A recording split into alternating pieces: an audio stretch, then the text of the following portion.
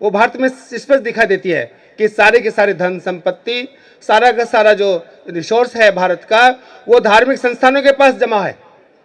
इसका सर्वे क्यों नहीं करते? ये हमारे बाबा साहब का संविधान है और संविधान ही भारत का निर्माण करेगा। संविधान सम्मत ये देश चलेगा। कितनी भी ताकत लगा लो, संविधान से आगे नहीं जा सकते, ये चैलेंज है। अब हम अपने गांव गांव अभियान पे पहले से चल रहे थे और संविधान वाला भारत बनेगा, ये संविधान सम्मत भारत हम बढ़ाएंगे। बामसेफ एक संस्था ही है। संस्था का काम आप सभी जानते हैं, टीचिंग करना है, जागरूक करना है और अपने कार्य को लगातार करते रहना है। कुछ लोग बामसेफ के बारे में बहुत सारी चीज़ों को उल्लेख करते हैं, बामसेफ का वजूद खतरे में है, ऐसा भी लोग कुछ बोलते रहते हैं। संस्था कभी खतरे में नहीं होती है।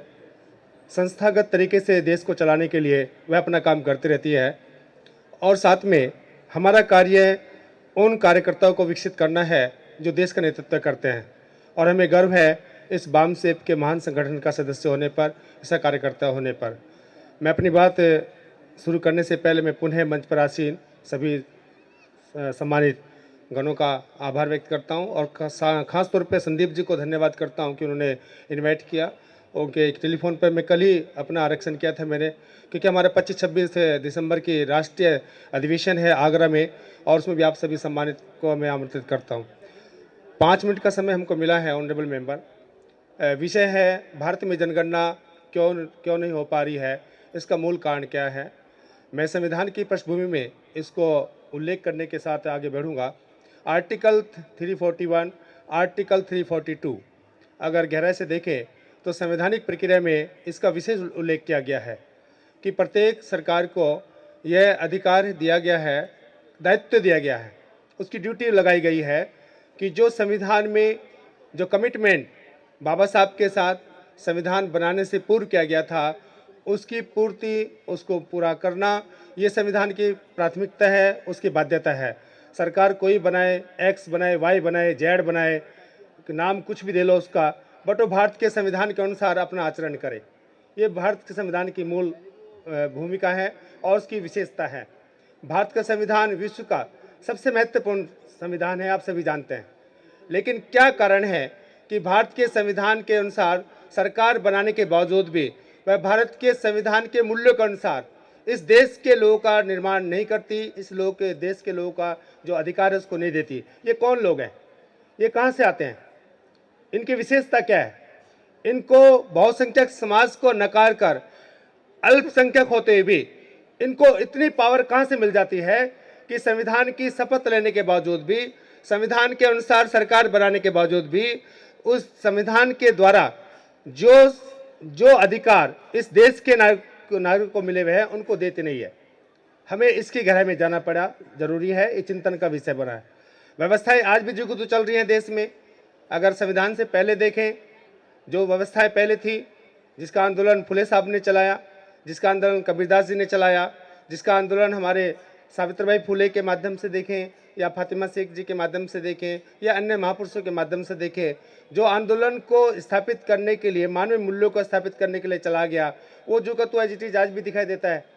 वो आंदोलन है क्या कि एक तरफ जो नकारे, मक्कार, फरेब वाली जो संस्कृति है वो है और एक तरफ इस देश की कमेरी, जो मेहनत करने वाली संस्कृति है वो है, जिसको फुले साहब ने सेठ जी भटजी कहा है। सेठ जी भटजी की लड़ाई आज भी चल रही है। आज वो निजीकरण के रूप में दिखाई दे रही है। आज वो संवैधानिक मूल्यों के तहत देखा जाए कि जो संविधान के द्वारा जो पब्लिक सेक्टर को विकसित करने का अधिकार सरकारों को दिया गया था कि पब्लिक सेक्टर जनरेट करके वो इस देश के लोगों को रोजगार संपन्न बनाएगी और भारत की मुख्य धारा में शामिल करेगी, वो समाप्त करके निजीकरण लाया गया है। जिसको बाबा साहब ने संदेश दिया था कि ब्राह्मणवाद और निजीकरण अर्थात पूंजीवाद और ब्राह्मणवाद समाज के लिए खतरनाक बनेगा, वो आज दिखाई दे रहा है। मेरा तात्पर्य ऑनरेबल मेंबर यही है कि आखिरकार ये ताकत, जो शक्ति, जो अल्पसंख्यक समाज प्राप्त कर रहा है वो हमारे द्वारा ही प्राप्त कर रहा है। हमारे वोट के माध्यम से प्राप्त करता है या हमारी शक्ति के माध्यम से प्राप्त करता है और हमारे खिलाफ ही यूज करता है। लड़ाई केवल पॉलिटिकल पावर की नहीं है, लड़ाई केवल राजनीतिक शक्ति की नहीं है। लड़ाई तो जैसे पहले थी सामाजिक परिवर्तन की, वो आज की जुगतु बनी हुई है। हमें इसको चिंतन करना है।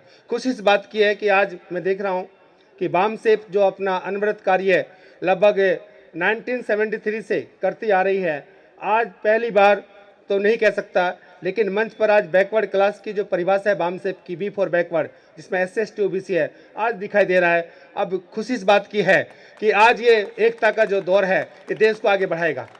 ये बड़ी खुशी की बात है, क्योंकि जातिगत संगठन बना करके हमने बहुत कुछ प्राप्त नहीं किया। हमें एक बहुजन भारत के निर्माण की ओर जाना होगा, हमें एक बौद्धिक भारत के निर्माण की ओर जाना होगा, और ये यहाँ से संदेश जा रहा है। मैं पुनः अपने मेंटर्स, हमारे समाज के जागरूक लोगों का धन्यवाद करते हैं कि उन्होंने समाज में, एक देश में एक नई दिशा दी है। मैं एक विषय पढ़ रहा था अभी कि आखिरकार गैलीलियो को जब मैंने पढ़ा, क्योंकि we are the teacher also, Galileo ने जब पहली बार ये घोषणा की, इन्वेंशन के माध्यम से बताया कि ये जो सूरज है ये स्थिर रहता है और धरती घूमती है, तो उसमें भी तथाकथित जो धार्मिक कर्मकांडी लोग थे उन्होंने इसका विरोध किया था। और आपको पता है कि 22 जून है लगभग, और 1632 की बात है लगभग वो, और उसके इसी कहने पर उसको कैद में डाल दिया गया, गैलीलियो को कैद में डाला गया, और उसी कैद में नज़रबंद के माध्यम से उसकी लगभग 1642 के आसपास मृत्यु हो गई।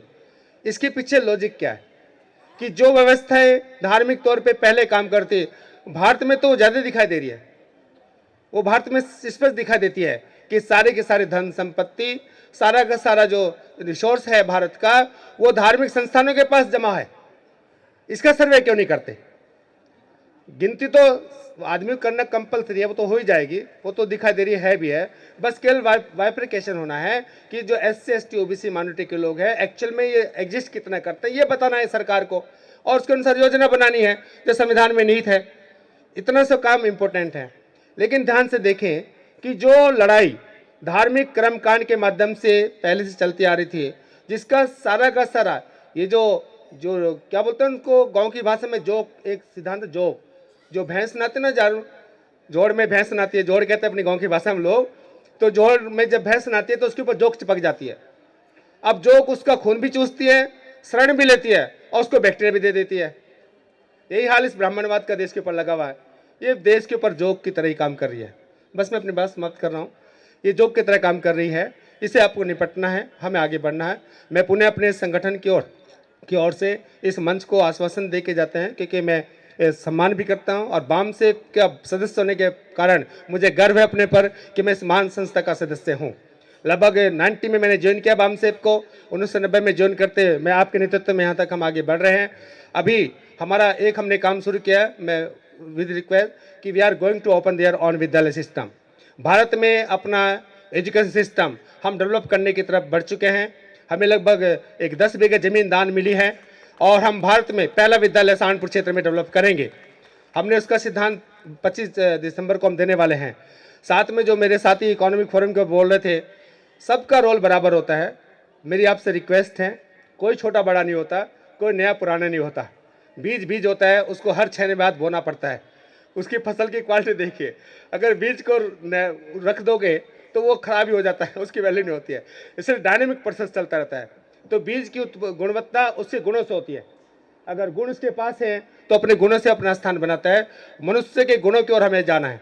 यही हमारे फुले साहब का उद्देश्य है, यही हमारे बाबा साहब का संविधान है, और संविधान ही भारत का निर्माण करेगा। संविधान सम्मत ये देश चलेगा।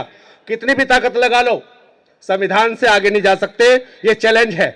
अब हम अपने गांव को अभियान पे पहले से चल रहे थे, और संविधान वाला भारत बनेगा, ये संविधान सम्मत भारत हम बढ़ाएंगे। मैं पुनः अपने ऑर्गेनाइजर को धन्यवाद करता हूं, क्योंकि वो पीछे मेरे बार बार खड़े हैं। पूरी बात तो मैं कह नहीं पा रहा हूं उस बात को, लेकिन मैं पुनः रिक्वेस्ट करता हूं आप सबसे कि हम आपके साथ हैं। हम मिल करके गाँव को अभियान पे काम कर रहे हैं, और जल्दी अपने विद्यालय भारत के दिखा देंगे।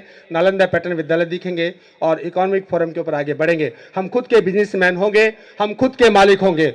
We are the rule of this country. हम इसका देश का मालिक बनना है, ये लिखा भी है, और हम करके रहेंगे। धन्यवाद। जय भीम, जय संविधान, जय बौद्धिक भारत। नेशनल दस्तक की आपसे गुजारिश है कि अगर इसको बचाना चाहते हैं तो नेशनल दस्तक को सब्सक्राइब करने के लिए रेड कलर के सब्सक्राइब बटन को दबाएं, फिर बेल आइकन की घंटी दबाएं। नेशनल दस्तक को बचाने के लिए बहुत जरूरी है कि हर खबर को शेयर करें, लाइक करें, कमेंट जरूर करें।